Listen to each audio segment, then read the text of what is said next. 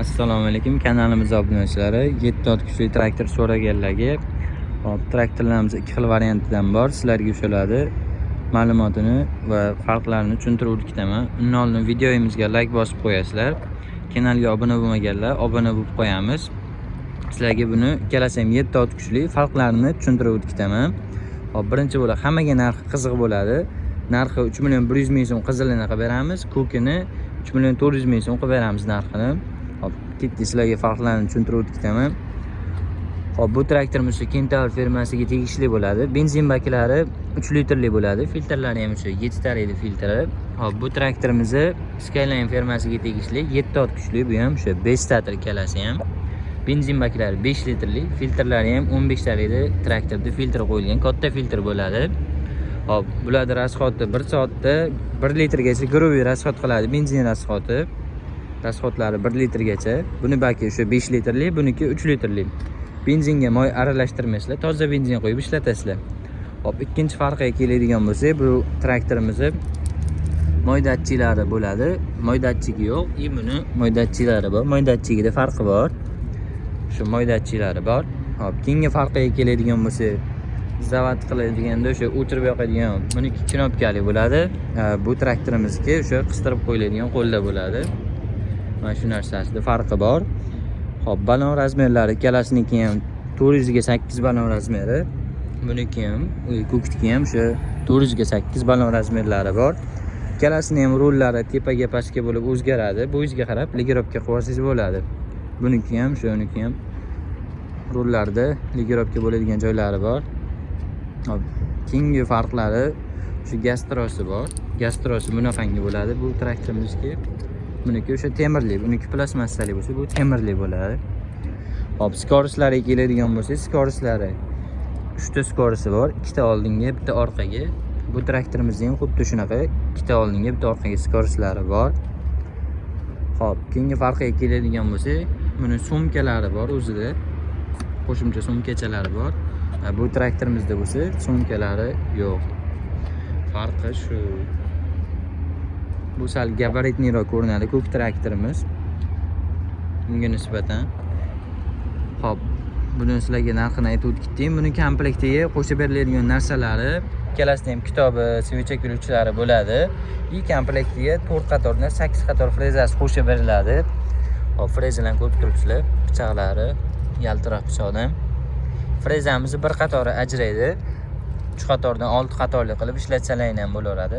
Bir xilgi frezalar 3 qatorli yoki 4 qatorli bo'ladi. Frezasi ajramaydigan bo'ladi. Farqi shunda ham bo'ladi. Ikkalasida ham shu frezalari ajraydigan bo'ladi. 4 qatordan 8 qator. Frezalari bu balonning o'rniga tushadi. O'ng balon, chap balon o'rniga chiqib ketib tushadi. Almashtirishlari qiyin emas. Bir dona palis topib tashlasalaring, o'rniga xuddi o'sha palisni joylashtirib qo'yasizlar, balonning o'rniga kiradi bu narsa. Stoykalariga keladigan bo'lsak, bu stoykamiz vazifasi shu yerda ichiga sanchib qo'yasizlar. Bu traktor freza haydaganda sakrab ketmasligi uchun. Hop, motorlariga keladigan bo'lsak, motorlarda o'zi berkasiga o'yib yozib qo'ygan bo'ladi. 170F shu 7 ot kuchli bo'ladi. Hop, 650 gram motorga moy ketadi, korobkaga 1 litr 200 moy ketadi. Bunga ham xuddi shunaqa 650 gramga 1 litr 200 moy ketadi. Hop, benzinga o'sha moy aralashtirmaysizlar. Keyin bu filtrning vazifasi, bu maslinli filtr bo'ladi. Ikkalasida ham maslinli filtri bor. Bu yerga yer haydaganda bunga moy quyib qo'yasizlar. O'zining chiziqlari bor. Moy quyib qo'ysalaring traktor chang tortmaydi, o'sha changini filtrga tortib turadi. Buni ardida tozalab tursalaring, yaxshiroq ishlaydi traktorlaring. Bu tarafda patsoslari, benzin garallari bo'ladi ikkalasida ham.